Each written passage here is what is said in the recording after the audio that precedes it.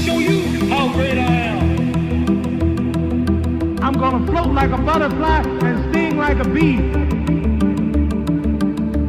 I am the king of the world. G5 Jeff TV, hit the subscribe button, hit the like button. Please share this video, support your boy. Support good content at all times. All social media is in the description box, and please hit that bell icon to be notified when I drop that heat. This video was sponsored by my boy Fats Classic. His mixtape is in the description box. It is absolutely free. Definitely give him a download, give him a listen. And this video was sponsored by my boy Matt. Definitely check his apparel out on IG at We All From. Now, this video was dedicated to my main man, AB. Adrien the Problem Broner. Whether you love him or hate him, he is pure entertainment and brings eyes to the television. That's what he does. And Adrien Broner is coming off of a loss to Manny Pacquiao at 147 pounds. Now, that loss was to be expected. Not many people had AB winning the fight going into the fight, but because it's AB, people wanted to watch. Did over 400,000 pay-per-view buys. That's a very good number. First pay-per-view for Adrien Broner came out pretty well in terms of the numbers and the money and everything. So big shout out to AB for that. Now, AB has 4 losses in his career. He has 4. Chino Maidana, Mikey Garcia, Manny Pacquiao, and Sean Porter. Adrien Broner, all of his losses are to A-, B+, A fighters. That's just what it is with Adrien Broner. Like I said, I'm not an Adrien Broner hater. Like, I'm a fan of Adrien Broner. He has built his name and built himself up since the beginning of his career, and he's done a great job of it. But these are facts. Adrien Broner loses to the guys that are B+ and A fighters. Anybody that's a B- and below that, AB's gonna win the fight. Point blank, period. Now, I've made other videos on the channel. You know, I said that Adrien Broner could be the first pay-per-view gatekeeper. And I know you probably never heard of that before, but you definitely got to just click on the video and just listen to that one while I'm breaking down some scientifics as far as Adrien Broner and the after effects of the Manny Pacquiao fight.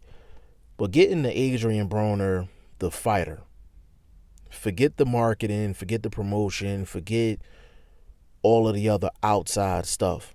Like, all jokes aside, if Adrien Broner is fighting at 147 pounds, who can he beat at 147 pounds? And again, this is no disrespect. I'm not trying to throw shade or anything like that. Like, I'm a fan of AB. I'm a fan of AB. But from a fighting perspective, just flat out, AB the fighter, the skills and how he fights in the ring, who can Adrien Broner beat at 147 pounds? And I be having like random questions just pop up in my head because this boxing is just what I do.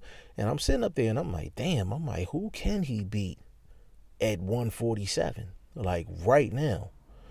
And I'm kind of running down the list and I'm like, Earl Spence? No, he can't beat Earl. Keith Thurman? No, can't beat Keith. Danny? It's a good fight, but I would favor Danny slightly. I would favor Danny slightly. Then I'm thinking beyond that. Sean Porter. He already lost to Sean Porter. Let's take Sean Porter's opponent this upcoming March, Yordenis Ugas. I don't know if Adrien Broner beats Ugas. Mikey Garcia is fighting in 147, so you could say he's a welterweight. Adrien Broner already lost to Mikey Garcia. Jesse Vargas, he had a draw with Jesse Vargas. And some people thought that Jesse Vargas actually won that fight. So it's not even clear that he can beat Jesse Vargas. Saddam Ali. That's a fight that AB could possibly win. He could possibly win that fight with Saddam Ali, but Saddam Ali is basically Golden Boy, and Golden Boy, Al Heyman, I don't know if that's happening, but that's a fight AB could possibly win. But people will question whether Saddam Ali is a B plus level fighter. I don't think he's a B plus level fighter. He might be in the B minus fighter range, which goes against, my theory on, can Adrien Broner beat anybody that's B plus and an A fighter? Like Saddam Ali wouldn't fall under that category. Take a Tomas Delorme, another guy that doesn't fall under that category. Could Adrien Broner beat him? Sure, yeah, he could beat Tomas Delorme. But the way Delorme fought against Jesse Vargas, like if that Delorme showed up in the ring with Adrien Broner could lose that fight. He could lose that fight. Definitely. You take John Molina Jr. Adrien Broner already beat John Molina Jr. Omar Figueroa Jr. That's a fight that AB could win, but Omar Figueroa Jr. throws so many shots and puts so much pressure on you that I could see AB just being overwhelmed by the shots.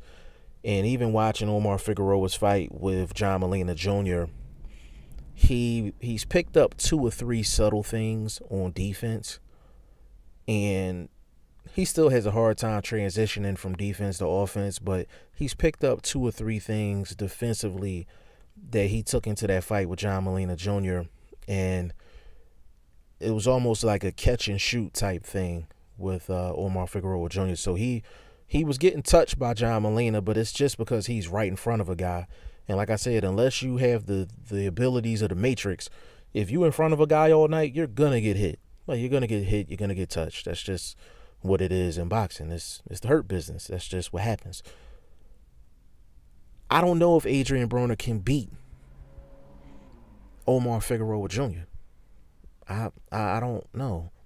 Like, I don't know if he could.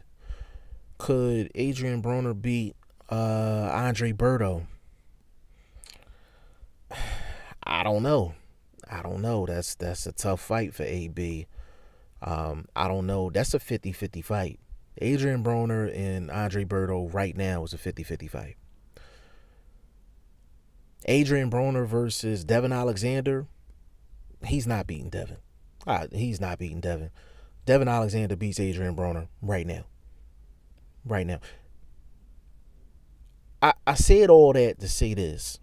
There's very few people at 147 that you can definitively say Adrien Broner beats him.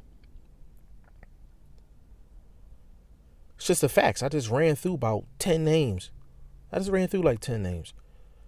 not one person you can definitely say, oh, that's a guarantee that Adrien Broner beats him. That's not good for AB. That's not good for AB, because I don't care how good of a marketer you are. I don't care how good of a self-promoter you are. At the end of the day, if you're not winning and you're not putting out a quality product, then eventually people going to stop paying you any mind. And if they don't, they're basically watching you no different than they would watch a clown. They're coming in to get a good laugh. Like, that would be the only reason why people would be paying attention to Adrien Broner. So with that being said, and I don't even know if this is possible. Now, I think for Adrien Broner would be better off going down to 140. I think Adrien Broner would be better off going down to 140. But here's my problem. Can Adrien Broner make 140? Yes, he can make 140. If the motherfucker lay off the cheeseburgers and the cheesesteaks and, eating the fried food while he had the dice game and shit, he can make 140. Like, he balloons up to 180, 185 in between fights. Like, Adrien Broner be having fat camps. He be having fat camps. He coming to the weigh-in looking good, looking all cut. And then you wonder why in the ring he don't never let them hands go. He'll never let them hands go. He just don't. He don't let them hands go. That's because he be in fat camps. That's just what it is with AB. And I've said in previous videos, it's best for Adrien Broner to stay at 147 because the one thing he can't afford to do is lose to somebody that's not popular. I've said that in the previous video. You can roll through the library at G5 Jeff TV and you can find that video. Now, I'm changing my tune now because there's very few people at 147 that Adrien Broner is a 50-50 opponent with. So I think it's best that Adrien Broner goes down to 140. And again, this goes against what I've said previously about Adrien Broner. The most important thing for Adrien Broner right now is to get a win. And the thing with AB is AB will go up against anybody. He don't turn down no fights. He got the heart of a champion. Whether you like AB or you dislike AB, he has the heart of a champion. Like, he don't pick and choose his opponents. You know what I'm saying? And I'm careful with the criticism of Adrien Broner because you have people that criticize Floyd Mayweather because he, pick and choose his spots in terms of who he fights and when he fights them. But then when you have somebody like AB that will fight anybody at any time, you're going to take a L at some point. When when you're set up like that, you're going to take a L at some point. So you can't throw somebody by the wayside because they have a couple of losses. And that's people just not being consistent with their opinion. You can't have it both ways. Like, you can't be mad at a person for picking and choosing their spots, in terms of their opponents, but then a person that doesn't do that and they take a couple L's, now all of a sudden you like, oh, well, you got to choose your opponents better. You can't do that. So you have to give Adrien Broner credit for taking on the top competition. You have to. But if I was Adrien Broner, I would go down to 140. I would go down to 140. Adrien Broner at 140, if he fights Jose Ramirez, he got a shot at winning that fight. He definitely got a shot at winning that fight. I like Jose Ramirez, but I don't know if Jose Ramirez can beat Adrien Broner. I don't know if he can beat Adrien Broner. He goes down and he fights Maurice Hooker. Adrien Broner can win against Maurice Hooker. Like, I like Hooker. I like Maurice Hooker as a fighter. He's a really good champion at 140. But I think that's a fight that Adrien Broner will have a better shot at than pretty much anybody at 147. And then you have guys at 135 that's probably going to try to come up to 140, and they going to want the limelight with AB. Imagine if Vasyl Lomachenko went up to 140 and Adrien Broner is at 140. Now you got Vasyl Lomachenko and Adrien Broner. Now, was that a fight that Adrien Broner can win? I don't think so. But if he's going to take a money fight at 140, it would be Vasyl Lomachenko. If Vasyl decided to move up. Outside of that, there are no money fights at 140 for AB.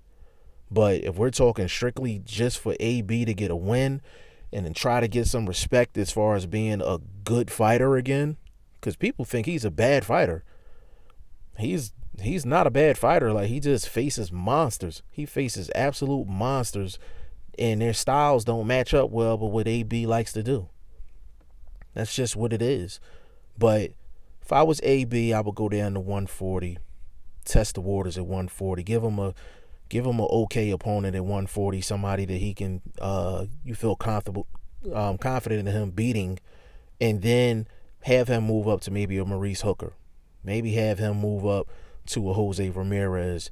and really try to get some things done and try to string a few wins together. They might have to take AB and just give him some soft touches. Have him headline some cards on Showtime and give him some soft touches and try to get him a couple victories and get his confidence back, man. Good marketing and good promotion is only going to take you but so far at the end of the day. And, I hope AB does go down to 140, because at 147, there's just very few people he can hang with. Y'all let me know what y'all think in the comment section. G5 Jeff TV, hit the subscribe button, hit the like button. Please share this video, support your boy. Support good content at all times. I appreciate y'all. Peace.